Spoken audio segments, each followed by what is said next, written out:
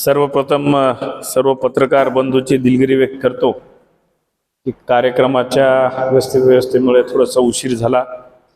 आजच्या या पत्रकार परिषदेला उपस्थित असलेले महाराष्ट्र प्रदेश काँग्रेस कमिटीचे ओबीसीचे सेलचे प्रदेशाध्यक्ष यशपालजी भिंगे सर, नांदेड उत्तरचे जिल्हाध्यक्ष राजेशजी पवडे साहेब, शहराध्यक्ष अब्दुल सत्तार भाई, महाराष्ट्र प्रदेश काँग्रेस कमिटीचे सरचिटणीस सुरेंद्रजी घोडजकर, नगरसेवक सत्यपालजी सावंत, व्यासपीठावर उपस्थित असलेले आमचे पाशा भाई, कार्याध्यक्ष असलेले बालाजी चव्हाण, महेशजी देशमुख, आमचे पलीकडे उपस्थित असलेले गोविंदबाबा घोड, अजितजी कुरेशी, भोकर विधानसभा मतदारसंघाचे आमचे पप्पू पाटील कोंडेकर आणि व्यासपीठावर उपस्थित सर्व पदाधिकारी, सर्व पत्रकार मित्रांनो,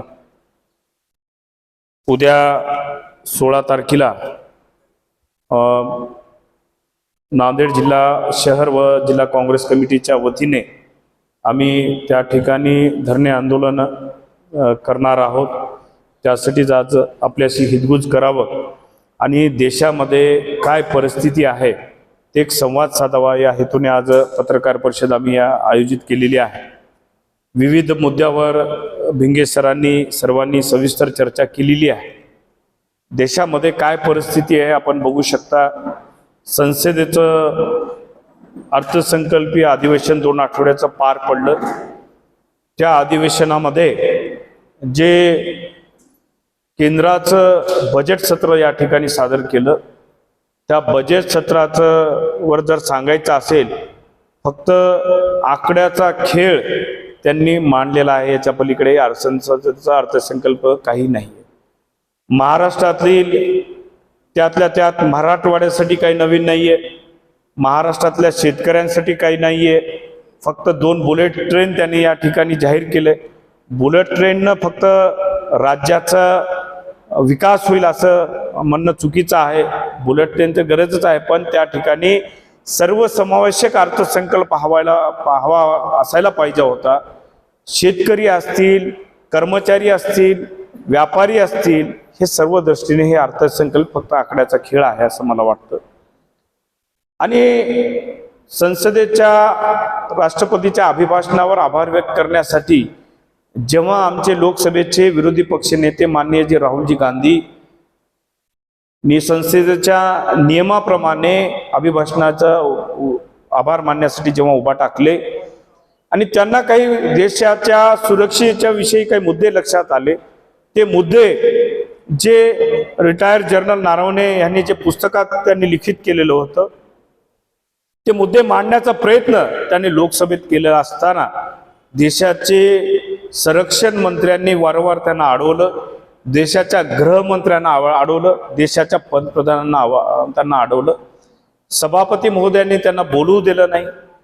खरं तर आपला देश हे प्रजासत्ताक देश म्हणून आहे, आपण ओळखतो, लोकशाही मार्गाने चालणारा देश आहे आणि संसदेमध्ये लोकशाहीची पायमल्ली करण्याचं काम हे सत्ताधारी मंडळी करताना बघतायत।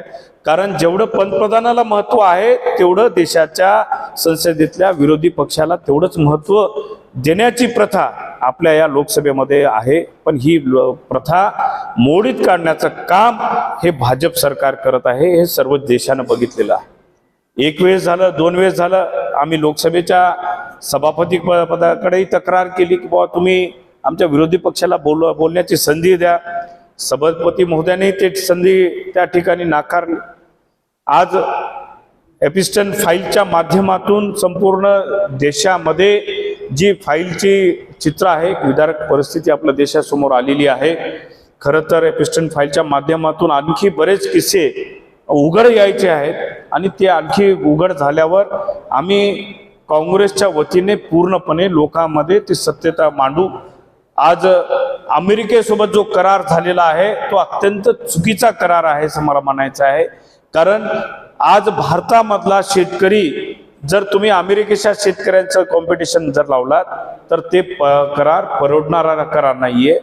हे कोणता करार आहे? भारतामधून निर्यात होणाऱ्या याच्यावर तुम्ही 18% टॅक्स लावता आणि आयात करायच्या गोष्टीवर तुम्ही 0% टॅक्स घेता, हे कोणता करार आहे? म्हणजे आमच्या भारतामधल्या शेतकऱ्यांना देशोधडीला लावण्याचा करार आहे असं मला वाटतं की असे अनेक गुप्त करार त्यांनी त्यांच्यासोबत केलेले आहेत. म्हणजे मला असं म्हणायचं की आपल्या भारताच्या पंतप्रधानांना अक्षरशः अमेरिकेच्या राष्ट्रपती समोर लोटांगण घातले काय हे करार घेऊन, असा आम्हाला या ठिकाणी मुद्दा उपस्थित करायचा आहे. आज अनेक प्रश्न, ज्वलनशील प्रश्न आहेत. आम्ही संसदेमध्ये आंदोलन केलं. राजमाता अहिल्याबाई होळकर यांनी जे मणिकर्णा घाट त्या ठिकाणी बांधलेलं होतं, सुशोभीकरण करण्याच्या नावाखाली ते घाट उद्ध्वस्त केला. अहिल्याबाईचं आणि अनेक मूर्त्याचं विठंबना त्या ठिकाणी ते सरकार केलं. फक्त राजनीती करताना आपल्याला हिंदू मते पाहिजे हे राजनीती डोळ्यासमोर ठेवून आज हे सरकार राजनीती करतंय. मग अहिल्याबाई होळकरांनी एवढं मणिकर्णिका घाट त्या ठिकाणी बांधलेला असताना त्यांना ते दिसलं नाही का? आज एवढं त्यांनी विठंबना त्या मूर्तांची झाली, त्यांना दिसलं नाही का? म्हणजे असे अनेक देशामध्ये ज्वलंत प्रश्न आहेत. त्याच्यावर आमचं 16 तारखेला आम्ही या ठिकाणी आंदोलन काँग्रेस पक्षाच्या वतीने नांदेडमध्ये करणार आहोत. आणि आपल्या माध्यमातून या नांदेड जिल्हा आंदोलनाच्या माध्यमातून नांदेड जिल्ह्याच्या जनतेला आता पत्रकार महोदयांनी सांगितलं की जनतेमध्ये आपले हे मुद्दे जायला पाहिजे, त्याच्यासाठीच आम्ही हे आंदोलन ठेवलं. आणि त्या आंदोलनाच्या माध्यमातून आपल्या जिल्ह्यातल्या लोकांना हे प्रश्न सध्या सरकार कशा प्रकारे वागत आहे आणि लोकांचे काय प्रश्न आहेत हे आंदोलनाच्या माध्यमातून गेलं पाहिजे. ह्याच्यासाठी हे आम्ही उद्या 16 तारखेचं आंदोलन आम्ही ठेवलेलं आहे. मला काही बोलायचं बोला.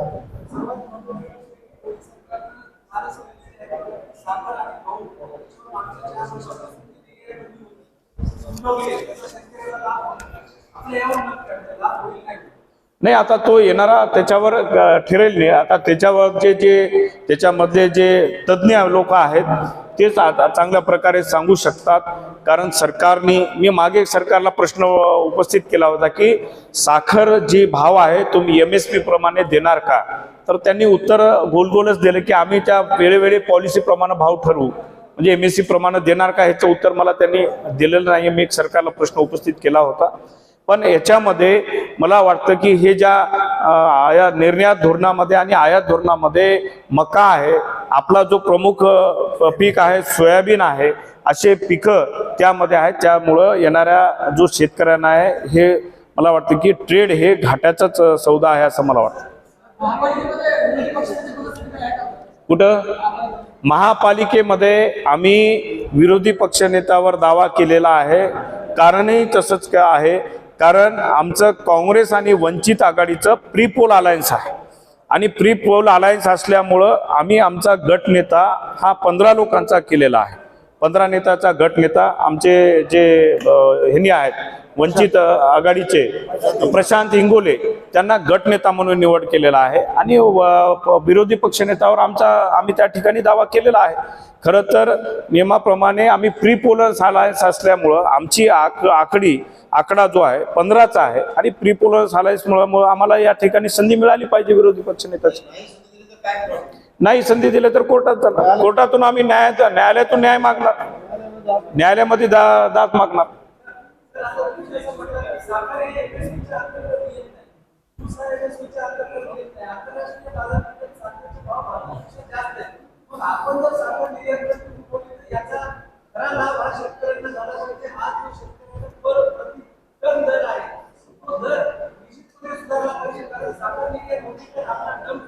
निश्चितच तुम्ही जसं म्हणताय ना, नाही निश्चितच तुमचा जो मुद्दा आहे ना, माझा प्रश्न मी लोकसभेमध्ये उपस्थित केलेला होता, तारांकित प्रश्न, पण तो तारांकित लागला नाही. पण सरकारनं त्याचं मला उत्तर दिलंय की मी त्याच्यामध्ये विचारलं की बा साखरेचे दर तुम्ही MSP प्रमाणे देणार का?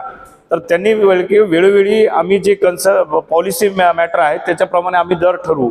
तर मला तुम्ही म्हणल्याप्रमाणे लोकांना जे ऊस उत्पादक आहेत, साखर निर्यात केल्यानंतर निश्चितच ऊस उत्पादकाला भाव वाढून मिळाले पाहिजे आणि शेतकऱ्यांच्या पदरामध्ये जास्त ऊस उत्पादकच्या पैसे पडले पाहिजे.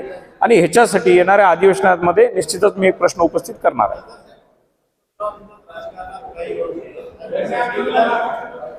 एक मिनिट. नाही, त्यांनी सांगितलं की बाबा राजकारणामध्ये काही होऊ शकतं. त्यांनी म्हणलं तसं चूक नाहीये की राजकारणामध्ये काही होऊ शकतं, कारण येणाऱ्या काळामध्ये जर भाजप बॅकफुटवर, आता या अर्थसंकल्पामध्ये भाजप बॅकफुटवर आलेलंच आहे, आणि येणाऱ्या काळामध्ये त्यांनी जसं म्हणलं त्यांच्याच वक्तव्याचा आधार घेऊन राजकारणात काही होऊ शकतं. भाजपची बरीच माणसं काँग्रेसमध्ये येऊ शकतात, नांदेडमध्ये येऊ शकतात, का नाही येणार?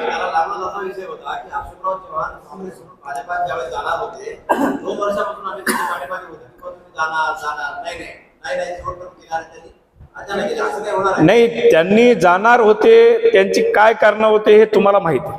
तुम्ही उघड्यात बोलू शकता का? आता माझी कोणती कारणं आहेत, कोणतीच नाहीत. मी मोकळा माणूस आहे, त्यामुळं मी काँग्रेसचा सच्चा पाईक होतो आणि भविष्यातही काँग्रेसचा सच्चा पाईक राहील. आपण बघू शकता आमचे नेते राहुलजी गांधी यांच्यासोबत आम्ही सगळे मावळे खांद्याला खांदे लावून त्या ठिकाणी संसदेमध्ये राहुलजी गांधी जे मुद्दा उपस्थित करतात त्यांच्यासोबत आम्ही काम करतो.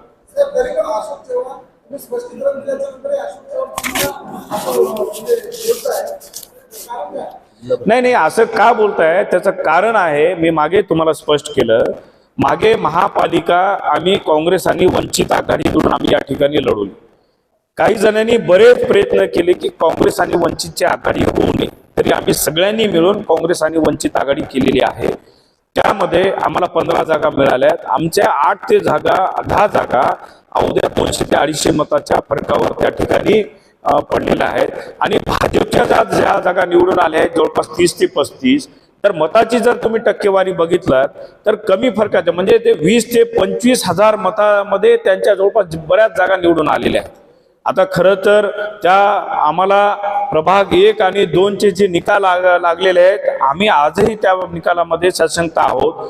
कारण काय, प्रभाग 2चा जो निकाल लागलेला आहे तो रात्री 8:30-9ला जेव्हा डिक्लेअर होतो, दुपारी 1:30ला काउंटिंग चालू होणारी मतदान, म्हणजे त्याच्यामध्ये काय नेमकं गमक लपलंय आम्हाला आणखी कळायला मार्ग नाहीये. आणि आमच्या मोजक्या जागा फक्त कमी मताच्या फरकाने पडलेल्या आहेत आणि आम्ही त्यांना भाजपला फाईट दिलेली आहे. ठीक आहे, पराजय झालं, जय पराजय निवडणुकीमध्ये असतो, लोकशाहीचा कल मान्य करावा लागतो, पण आम्ही त्यांना फाईट दिलेली आहे. आणि भविष्यात जिल्हा परिषदला काँग्रेस निश्चितच ग्रामीण भागामध्ये काँग्रेसची पकड मजबूत आहे आणि तशीच फाईट भविष्यामध्ये काँग्रेस त्यांना जिल्हा परिषदमध्ये देऊ शकते. हा हेतू डोळ्यासमोर ठेवून अशा अफवा या ठिकाणी पसरवल्या जात आहेत की बाबा काँग्रेसचे खासदार आमच्याकडे येणार आहेत म्हणून, जेणेकरून कार्यकर्त्याचं मनोबल कुठेतरी खच्चीकरण करण्याचं काम करत आहे. तुमच्या माहितीसाठी आता ही पत्रकार परिषद झाल्या माझी पहिली बैठक मुदखेड मतदारसंघामध्ये, म्हणजे भोकर मतदारसंघामध्ये पहिली बैठक माझी काँग्रेसची तिथंच होणार आहे. तिथून आम्ही काँग्रेसचं मजबूतीकरण आणि सशक्तीकरण करण्याला परत सुरुवात करणार आहोत. येणाऱ्या ज्या जिल्हा परिषदच्या ज्या निवडणुका आहेत त्याची तयारी आज आम्ही मुदखेड तालुक्यापासून त्या ठिकाणी कार्यकर्त्याच्या बैठकीपासून सुरुवात करणार आहोत. आणि मला विश्वास आहे की ग्रामीण भागामध्ये ज्या प्रकारे काँग्रेस पूर्वी मजबूत होती, आम्ही निश्चितच होणाऱ्या जिल्हा परिषदच्या निवडणुका काँग्रेसच्या वतीने तेवढ्याच ताकदीने लढू.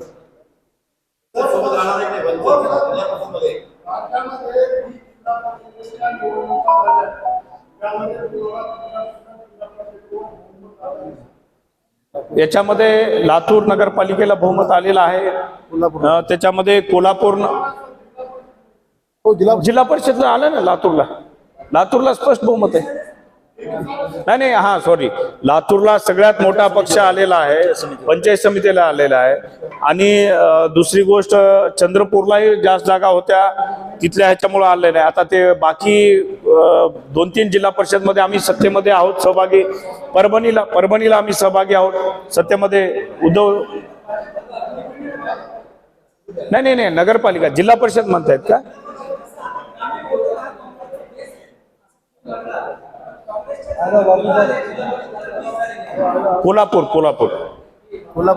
कोल्हापूरला आहे ना?